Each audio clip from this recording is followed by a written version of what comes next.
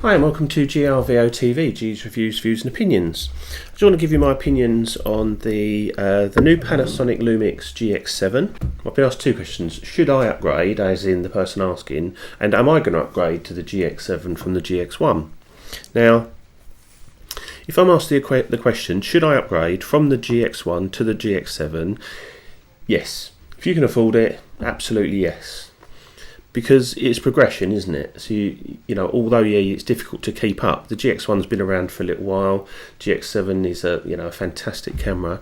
So yeah, why not if you can afford it? But don't just do it for the sake of it. Do it because you need to do it. My GX1 is in absolutely mint condition. I haven't had it that long. I take it with me absolutely everywhere because it's of a size that can do that, and if I want to make it even more portable, I throw on the little lens and take the LVF off. Absolutely brilliant. And I've got that option of removing the viewfinder and having a smaller package than the GX7. It's a little bit bigger, and I know it's got the built-in viewfinder that flips up and all that, and that's all great. Don't get me wrong, it's fantastic. But I'll just draw your attention. I've done a little bit of research. Currently, the GX1, if you bought the package that I've got here, so I've got the GX1, the 45 to 150 zoom, the LVF2 viewfinder, and the 14 to 42 kit lens, that whole lot you can get brand new for £773. Now, yeah, that's a lot of money, but obviously you can get second-hand ones, etc. But I'm just talking new prices at the moment. So £773, okay? The GX7 with a 20mm lens, and it's an f1.7 lens, but it's only a 20mm lens, that's £1,000. The GX7 on its own, body only, is £819. So then if you add on the 14 to 42 lens, which is £289, that takes you up to £1,100, give or take. If you want to add on the 45 to 150, you're talking sort of over 1,300 quid for the setup. Now, if you've already got a GX1 and you're having to part exchange it or sell it, obviously you're going to lose money on that. So there's quite a big difference in the cost here.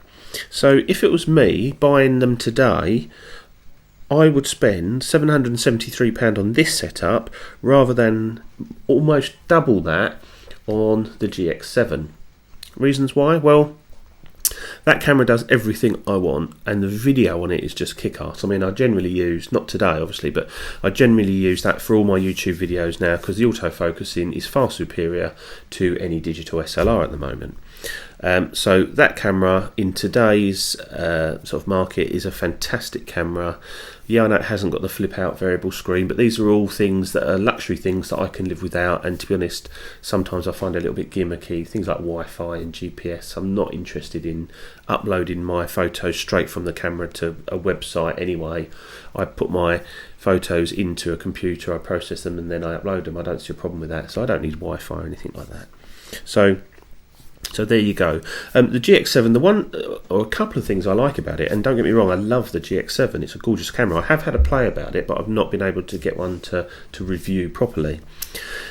What I like about it is they've retained the 16 megapixel sensor, which is what I've got in here. So my D7000 is 16 megapixels. My GX1 is 16 megapixels. My file sizes are all sort of similar sizes, which is nice, and it just all works nicely for me. And I like the fact that the GX7 they've kept with that 16 megapixels, because in my opinion, unless you're printing 8-foot posters, you really don't need any more megapixels than that. What else? The autofocus system is similar to that. It's fantastic. It's a fairly fast camera. It can do up to 5 frames per second. The ISO, it states as 125 to 25,600. That's all nonsense. Why cameras have 25,600, I don't know. You'd never use it. This, I pretty much limit it to 1600 ISO. And if I have to push it one more beyond that, then fair enough. But 1600 is about its limit for usable, decent pictures, which is fine. I haven't got a problem with that. What else? Obviously you've got RAW, you've got some decent video, AVC HD and MP4, you've got a nice screen and it's a flippy screen. Yeah, so I wouldn't say it's a revolutionary thing, it's more of an evolution. It seems to me like what they've done is they've made it look like the Sony NEX system, because obviously that's really popular and that's a stunning system.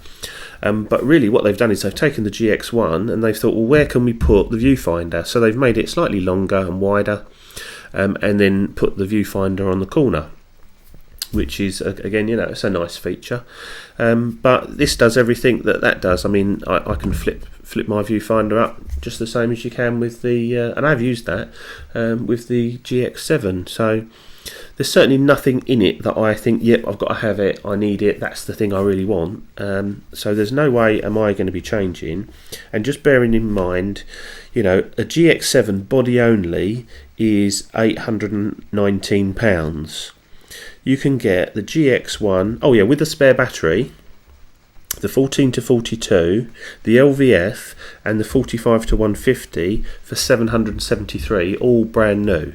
So you can get that whole complete kit with a spare battery for you know, 100, what is it now, 30, 40 odd quid cheaper than just a body only. So there you have it. Obviously if I was upgrading, I would keep my two lenses and just buy the body and then sell my body, but with this body reduced in price so much now, GX1 bodies are going second hand for sort of, they're actually dropping below £200 now.